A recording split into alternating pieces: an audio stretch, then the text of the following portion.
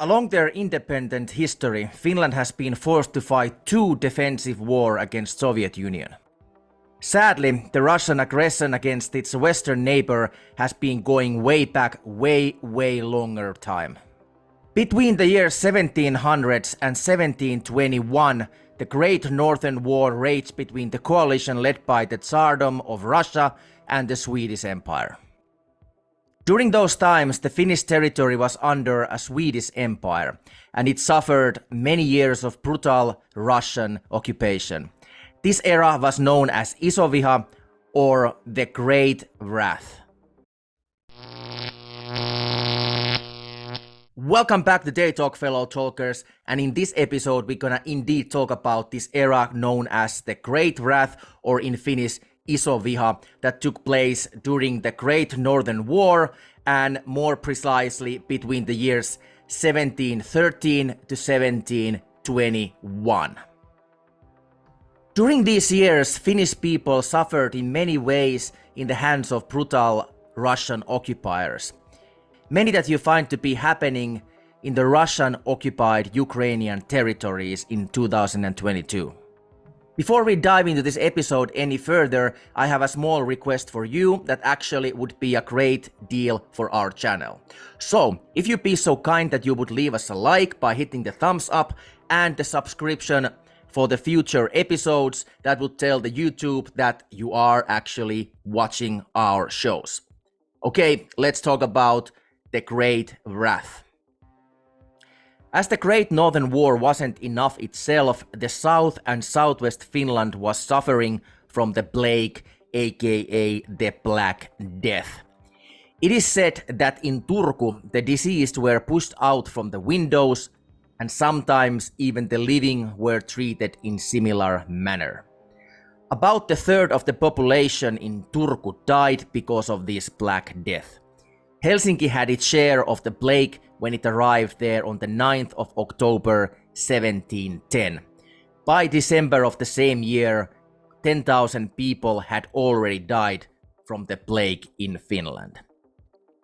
If possible, the worst was still to come. After the Swedish defeat in Poltava 1709, Finland was left largely to fend for itself. Russia captured Vyborg in 1710 and in 1712 started their first campaign to capture Finland, which ended in a massive failure. A more organized campaign starting in 1713 managed to capture Helsingfors, if you will, and drive defending Swedes away from the coast. The whole southern Finland ended up under the Russian occupation after the armies led by Carl Gustav Armfelt suffered defeats at the Battle of Kostianvirta in 1713 and the Battle of Napu at Isokyrö in 1714. The whole Swedish army in Finland was then defeated. The Russians divided the occupied territories in two parts. The eastern Finland that was led from Vyborg and the western Finland that was led from Turku. The Russian soldiers were accustomed to raid and pillage the occupied territories. Everything that had even a little bit of a value was stolen by the soldiers. After the defeat of Vyborg, Russian officers and soldiers captured women and children who met on the streets and used them as servants in their houses. Some were even sent into Russia. Cossacks took women and children to St. Petersburg, where they sold them into slavery. According to Major General Armfelt, the Russians looted the territories, burned down the houses and buildings. Russians were systematic in their actions of destroying everything between Vyborg and Kymijoki. This was done so the Finns wouldn't be able to get food or shelter. From 1714 to 1717, occupied Finland was under the Russian military administration. From 1717 onwards, occupied territories were under the civil authorities. This was because of the Tsar gave up on his attacks against Sweden.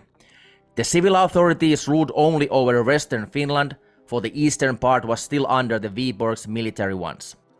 It would suggest that the Tsar Peter the Great was thinking of joining the eastern Finland permanently to the Russian Empire. Let's talk about the terror during the occupation. The worst atrocities took place under the military administration. The bloodiest, most violent terror against Finnish civilians happened especially from 1713 to 1717. According to historians, the whole era has been complete catastrophe for the region and its population.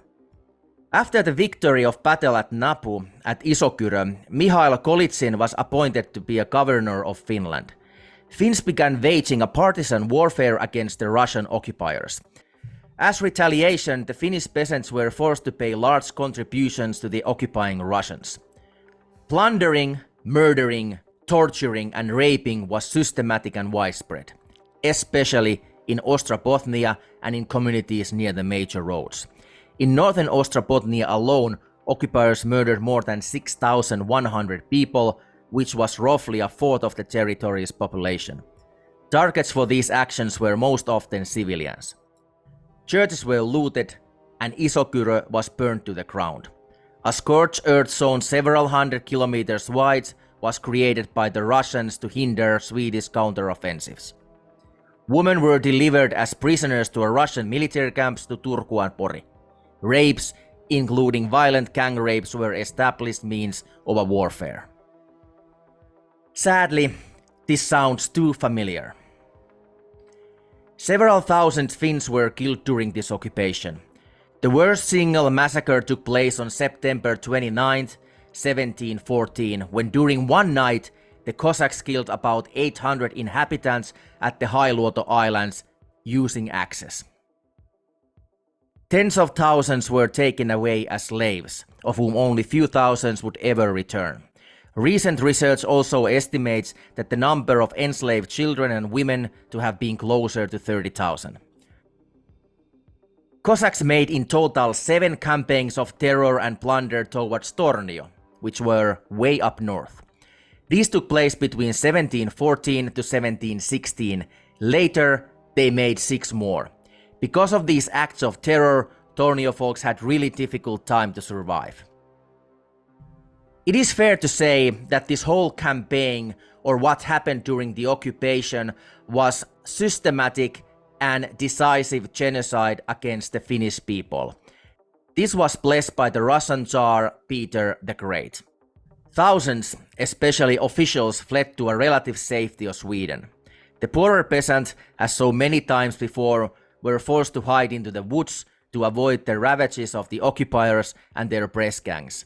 Still, the Russians were successful to draft approximately 1,500 men to its army using violence and terror. Drafted men were transferred via ships to St. Petersburg. During one of these trips, Finns rose into rebellion against the soldiers, but they were brutally defeated. After arriving in Russia, some of the men were condemned to imprisonment, but the majority was sent to Astrakhan to wage a war against Persians. Only 450 of them ever returned. Next, we're gonna go through some of the most horrific acts that the Russian occupiers did towards the Finnish people. Bearing that in mind, let's proceed. Mothers and fathers were tortured in front of their children and vice versa. They were hanged from the wrists while their hands were tied behind their backs. They were forced to freeze to death in the snow. They were burned to death and even roasted in ovens. In 1716, Esko, the son of Juho, was returning to his home at Oulunsalo and found out that only few of his friends were alive. Even them were tortured severely. Bodies of small children were lying around. Tortured people were suffering for days before they died from the injuries inflicted upon them. According to the professor Kustaa Vilkuna, description of tortures and other atrocities are plenty available and they are quite authentic. The main motivation for torture was usually attempts to find out information where Finns were hiding their valuables. When the information was acquired, the victims were murdered. Peasants were also massacred at Raahe Market Square. Matti Puusti laid 3 days as wounded and mistreated for everyone to see before he finally died. His wife Marjatta suffered a fate far worse than him. She was whipped, undressed and whipped again. She was forced to stand naked in the snow, her back was burned, and she was blinded with hot burning tallow. Their son was taken to the Russia. The Age of Terror finally ended when Great Northern War was concluded by the Treaty of Nystad between the Russia and Sweden in Uusikaupunki on 30th August 1721. Finland was returned to Sweden, while the majority of Russia's conquest, Estonia, Livonia, Ingria, Kexholm, and portion of Karelia were ceded to Tsardom. Sweden's dissatisfaction with the results led to fruitless attempts at recovering the lost territories in the course of the following century, such as Russo-Swedish War from 1741 to 1743 and the Russo-Swedish War 1788 to 1790. As so many times before, the Finnish people were once to suffer between the wars of superpowers. This seems to be the fate of the small states that are always used as so-called buffer zones between the wars of the bigger ones.